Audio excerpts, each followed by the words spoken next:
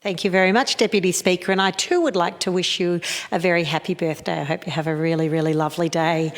I stand today to support the government business program that has been introduced by the Leader of the House this morning, and I thank the opposition for their support of this program for this week. It's a very positive way to start the new parliamentary year and hopefully a sign of things to come of working cooperatively.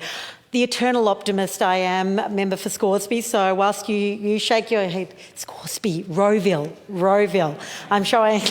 I'm showing my interest in your previous seat name.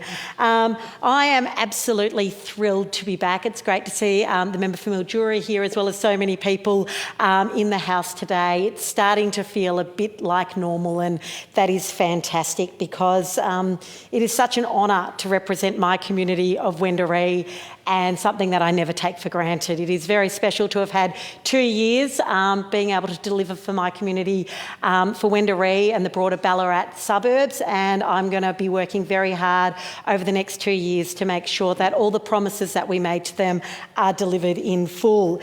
And talking about commitments that we've made to the people of Ballarat, I'd really like to thank the Leader of the House in her capacity as Minister for Infrastructure for joining us for the Ballarat line upgrade. $518 million investment in the Ballarat line upgrade, which means 125 new services on the Ballarat line upgrade, 45 during peak. This was a commitment that the Andrews Labor government made in 2017, and we have delivered it on time. And it was really great talking to the health and safety rep the other day, Kennedy, a guy who works for Regional Rail Revival, and they've had no lost time injuries on the whole project. Over 1 million hours, and I note that the Minister of Public Transport has just walked in, and he is equally delighted about this. But we are going to talk about the government business program because that is very important.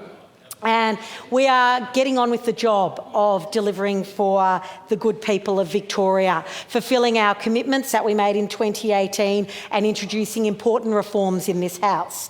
As already mentioned by the previous speaker, we are looking at 3 important bills to be debated this week. The Summary Offences Amendment Bill, which has been a long time coming. We hear from the member for Mount Waverley that the Aboriginal deaths in custody in 1991 said that this issue needed to be addressed. It is a long time coming, and it is so important that we take a healthcare approach to public drunkenness, that we care for people who are disadvantaged and vulnerable. Public drunkenness needs a health approach, not a criminal approach. So I am really, really proud.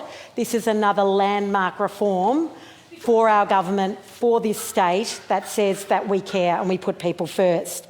Another important bill that we are debating today that I'm also very proud of, it's an election commitment, the Workplace Injury Rehabilitation and Compensation Amendment Provisional Payments. We have listened, we know this is important. Mental health is such a significant issue for this government. So significant that we called a Royal Commission into the area of mental health because we knew the system was broken and we were not going to wait another day to address that. It is far too important. Mental health is an issue that impacts families all across this state. It impacts very young children to the very elderly.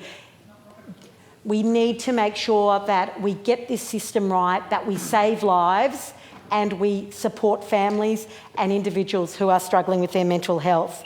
And as a teacher, I'm also a former teacher. I haven't been able to do the professional development to renew my VIT this year, so I'm officially no longer a member of the Victorian Institute of Teaching.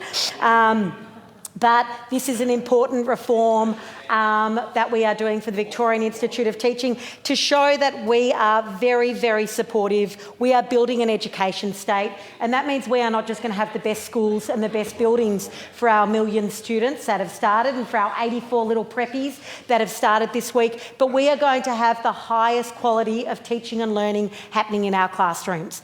And for that to happen, we need to make sure that our profession, the profession of teachers, is top-notch, that we want every student in schools across Victoria receiving the very best education. And I know with the leadership of the Deputy Premier that is happening because we are the education state. I commend the government business program to the House. Thank you.